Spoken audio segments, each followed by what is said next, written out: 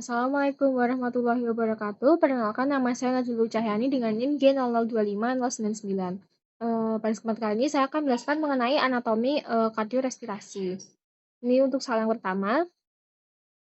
Jadi soal yang pertama ada bagaimana sirkulasi fetal. Nah, jadi untuk sirkulasi di fetal ini tidak sama dengan sirkulasi darah pada bayi dan anak. Karena dalam rahim itu paru-paru itu tidak berfungsi sebagai alat pernafasan, sehingga pertukaran gas ini dilakukan oleh plasenta. Jadi darah itu akan mengalir dari plasenta ke janin melalui vena umbilicalis yang terdapat di dalam tali pusat. Nah, melalui vena umbilicalis dan ductus venosus, darah itu akan mengalir ke dalam vena cava inferior yang bercampur darah yang kembali dari bagian bawah tubuh, yang akan masuk ke atrium kanan, di mana aliran darah ini dari vena cava inferior lewat melalui foramen ovale ke atrium kiri, kemudian ke ventrikel kiri melalui arcus aorta. Darah akan dialirkan ke seluruh tubuh. Darah yang mengandung karbon dioksida ini dari tubuh bagian atas memasuki ventrikel kanan melalui vena cava superior. Nah, kemudian melalui arteri pulmonalis besar ini meninggalkan ventrikel kanan menuju ke aorta melewati ductus arteriosus. Nah, darah ini akan kembali ke plasenta melalui aorta, arteri iliaca, dan arteri umbilicalis untuk mengadakan pertukaran gas yang selanjutnya. Nah, darah yang miskin oksigen atau mengandung CO2 pada fetus itu kan akan mencapai plasenta melalui arteri umbilicalis sebagai cabang dari arteri iliaca interna. Nah, dari sini darah itu akan mengalir kembali ke fetus setelah mendapat oksigenasi melalui vena umbilicalis dan bersirkulasi ke hati melalui ductus venosus karena tahanan aliran di hepar itu cenderung tinggi. Nah, melalui katup pada persimpangan vena cava inferior, aliran darah itu akan melewati foramen ovale menuju ke atrium kiri, sehingga darah kaya oksigen itu mengalir melewati rute terpendek menuju organ, karena di fetal sendiri itu untuk bagian paru-paru dan heparnya itu belum terbentuk. Ada 3 jalur pintas atau 3 sambungan shunt utama dalam sistem sirkulasi janin yang memungkinkan darah itu melewati organ yang belum berfungsi sepenuhnya, yaitu ada paru-paru dan hepar. Nah, yang pertama ada ductus venosus. Nah, ductus venosus ini dia itu menghubungkan vena umbilicalis ke vena cava inferior, sehingga memungkinkan darah kayak oksigen ini dari plasenta untuk melewati hepar. Lalu ada ductus arteriosus, yaitu saluran yang menghubungkan arteri pulmonalis ke aorta, sehingga mengalirkan darah agar tidak masuk ke paru-paru yang masih isinya itu cairan. Nah, ada foramen ovale, yaitu lubang di antara atrium dextra dan sinistra jantung yang memungkinkan darah itu mengalir langsung tanpa melewati sirkulasi paru. Nah, ketiga saluran ini itu biasanya akan menutup secara alami segera setelah bayi lahir dan mulai bernafas sendiri. Nah, misalnya nanti foramen ovale ini dia akan berubah menjadi fossa ovalis, lalu ductus arteriosus dia akan berubah menjadi ligamentum arteriosum, dan untuk ductus venosus dia akan berubah menjadi ligamentum venosum. Lalu nanti ada vena umbilicalis, nanti dia akan berubah menjadi ligamentum teres hepatis, dan distal arteri umbilicalis dia akan berubah menjadi ligamentum umbilical medianum. Lalu selanjutnya pertanyaannya ada salah satu gangguan akibat gagalnya penutupan struktur fetal setelah lahir. Nah, salah satunya ada patent ductus arteriosus atau yang disingkat sebagai PDA biasa disebutnya. Jadi PDA ini adalah gagalnya perkembangan ductus arteriosus menjadi ligamentum arteriosum. Jadi untuk normalnya penutupan ductus arteriosus ini saat janin itu kan paru itu kan belum berfungsi dan resistensi paru itu kan masih tinggi, dan oksigen itu kan masih rendah atau hipoksia, dan kadar prostaglandin itu masih tinggi, sehingga dia itu akan menjaga ductus arteriosus ini tetap terbuka. Ini juga terlihat seperti pada gambar. Ini perbedaannya untuk normal sirkulasinya ini kan dia udah nggak ada ductus arteriosusnya. Nah, setelah lahir harusnya itu ductusnya itu mulai menutup dan diganti dengan ligamentum arteriosum. Tetapi ada beberapa penyebab ya, seperti parunya itu mengembang sehingga oksigennya itu meningkat. Nah, oksigen yang meningkat ini menyebabkan vasokonstriksi ductus, dan prostaglandin yang menurun itu bisa disebabkan oleh plasenta, yaitu sumber prostaglandin itu hilang, dan metabolisme prostaglandin yang meningkat di paru. Nah, kenapa bisa terjadi PDA atau kenapa bisa liga ductus arteriosusnya ini gagal menutup?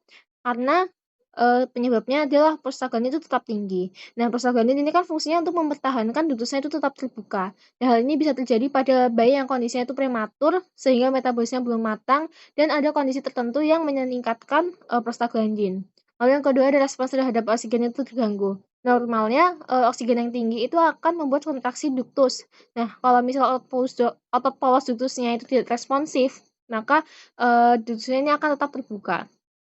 Yang penyebab terseringnya itu pada bayi prematur. Nah, karena pada bayi prematur itu sensitivitasnya terhadap oksigen itu rendah, lalu kadar prostaglandinnya itu relatif tinggi, dan struktur dinding duktusnya itu belum matang. Nah, jadi pada intinya itu ductus arteriosus itu akan menutup ketika tuh oksigennya tinggi dan prostaglandin turun. Sedangkan untuk paten ductus arteriosus ini terjadi karena oksigennya itu tidak cukup meningkat, lalu untuk prostaglandinnya itu tetap tinggi dan ductusnya itu tidak responsif. Jadi untuk vaskularisasi arteri dan vena ini dimulai dari aorta ascendens yang bercabang menjadi dua arteri koroner utama. Yang pertama ada arteri coronary dextra atau right coronary artery yang menyuplai di atrium dan ventricle dextra, lalu ada ramus nodosinoatrial yang menyuplai darah ke pusat pacu jantung, lalu ada ramus marginalis dextra, dia tuh akan berjalan di sepanjang tepi inferior jantung, dan ada ramus lalu ada ramus intraventricularis posterior atau posterior descending artery. Jadi dia tuh akan berjalan di alur intraventricularis posterior. Lalu yang kedua ada arteri coronaria sinistra atau left coronary artery yang dia itu akan menyerupai di ramus intraventricularis anterior atau left artery descending yang dia itu akan memperdarahi sebagian besar ventricle kiri yang memiliki cabang rami lateralis. Lalu ada ramus circumflexus yang dia itu akan melingkar jantung di alur atria ventrikular yang memiliki cabang ramus marginalis sinistra. Lalu untuk vena sendiri, dia ada sinus coronarius. Nah, yang sebagian besar darah vena jantung itu akan bermuara ke sinus coronarius yang kemudian langsung mengalirkan darah tuh ke atrium kanan. Lalu cabang vena utama itu ada 3. Yang pertama ada vena cardiaca magna yang dia tuh akan mengikuti jalur dari left artery descending. Lalu untuk vena cardiaca media dia akan mengikuti jalur dari posterior descending artery, dan vena cardiaca parva dia akan mengikuti jalur dari right coronary artery. Lalu untuk ada vena arterial jantung yang dia langsung bermuara ke atrium kanan tanpa melalui sinus coronarius. Ini juga terdapat kandungannya.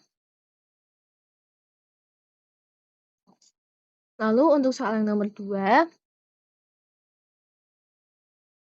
yang pertama ada sinus paranasal. Fungsi dari sinus paranasal sendiri itu untuk mengurangi berat relatif tengkorak, lalu untuk meningkatkan resonansi suara, dan sebagai penyangga terhadap trauma wajah, melindungi struktur yang sensitif dari fluktuasi suhu yang cepat di hidung, dan melembabkan serta menghangatkan udara inspirasi dan berperan dalam pertahanan tubuh. Nah, lalu terdapat beberapa jenis sinus paranasal. Yang pertama ada sinus frontalis, dan dia letaknya di frontal, di tulang frontal di dahi. Lalu yang kedua ada sinus maxillaris, nah dia tuh letaknya di tulang maksila atau di tulang pipi. Nah, sinus maxillaris ini merupakan sinus yang paling besar. Lalu ada sinus ethmoidalis, dia terletak di tulang ethmoid, ya, dia antara mata. Dan ada sinus sphenoidalis, dia terletak di tulang sphenoid. Dia tuh bisa lebih dalam dan dekat di dasar tengkorak. Nah, ini untuk yang sphenoid, lalu untuk yang maxillary sinus, yang ini untuk ethmoid sinus, dan ini frontal sinus atau di dahi. Selanjutnya ada jenis meatus nasi dan drainase sinusnya. Ya, jadi rongga hidung itu memiliki 3 meatus utama atau ruang di bawah konka. Yang pertama ada meatus nasi superior. Nah, meatus nasi superior ini dia letaknya di antara konka superior dan media. Lalu untuk yang meatus nasi medius, dia tuh letaknya di antara konka media dan inferior. Nah, tempat di meatus nasi medius ini tempat banyak drainase sinus yang melewati struktur hiatus semilunaris dan infundibulum. Ada meatus nasi inferior yang dia letaknya di antara konka inferior dan dasar hidung. Nah, dia tempat muara dari ductus nasolacrimalis. Lalu ada drainase sinus paranasal. Nah, setiap sinus itu kan memiliki ostium atau lubang yang akan mengalirkan lendir ke meatus tertentu. Nah, yang pertama ada sinus maxillaris. Nah, dia itu akan mengalirkan cairan ke meatus nasi media melalui kompleks osteomeata. Ya, jadi tempat drainase banyak sinus tadi itu. Lalu yang kedua ada sinus frontalis. Nah, sinus frontalis itu dia akan mengalirkan cairan melalui rasasus frontal ke meatus nasi media. Dan ada sinus ethmoid anterior media, dia itu mengalirkan cairan ke meatus nasi media. Lalu ada sinus ethmoid posterior, dia mengalirkan cairan ke meatus nasi superior. Dan sinus sphenoidalis, dia akan mengalirkan cairan ke rasasus sphenoid ethmoid. Nah, dia tuh letaknya di atas kontra superior. Selanjutnya, mengapa sinus maxillaris ini dia paling sering sinusitis? Nah, ada beberapa alasan. Yang pertama, letak ostium atau lubang drainasenya itu lebih tinggi. Nah, untuk lubang sinus maxillaris ini dia tuh berada di bagian atas sinusnya, sehingga drainase mukusnya itu harus melawan gravitasi dan mudah terjadi stagnasi lendirnya. Lalu, sinus maxillaris ini juga bergantung pada meatus nasi medius. Nah, kan di meatus nasi medius itu kan banyak sinus yang bermuara sehingga mudah terjadi sumbatan, misalnya karena infeksi, alergi, ataupun edema mukosa. Lalu untuk sinus maxillaris ini ukurannya paling besar. Nah, kalau ukurannya paling besar maka volume bisa besar. Nah, jika ada infeksi, penumpukan sekretnya itu lebih banyak dan gejalanya itu akan lebih terasa. Nah, lalu, letak sinus maxillaris itu dekat dengan akar gigi rahang atas. Nah, infeksi gigi atau odontogenik itu bisa menyebar ke sinus maxillaris. Lalu drainase mukosiler itu bisa terganggu saat flu. Nah, saat infeksi saluran nafas atas, maka itu bisa bisa berakibat pada mukosa yang bengkak, lalu silia tidak aktif dan mukus kental sehingga makin susah keluar. Sekian dari saya, kurang lebihnya saya mohon maaf. Terima kasih. Wassalamualaikum warahmatullahi wabarakatuh.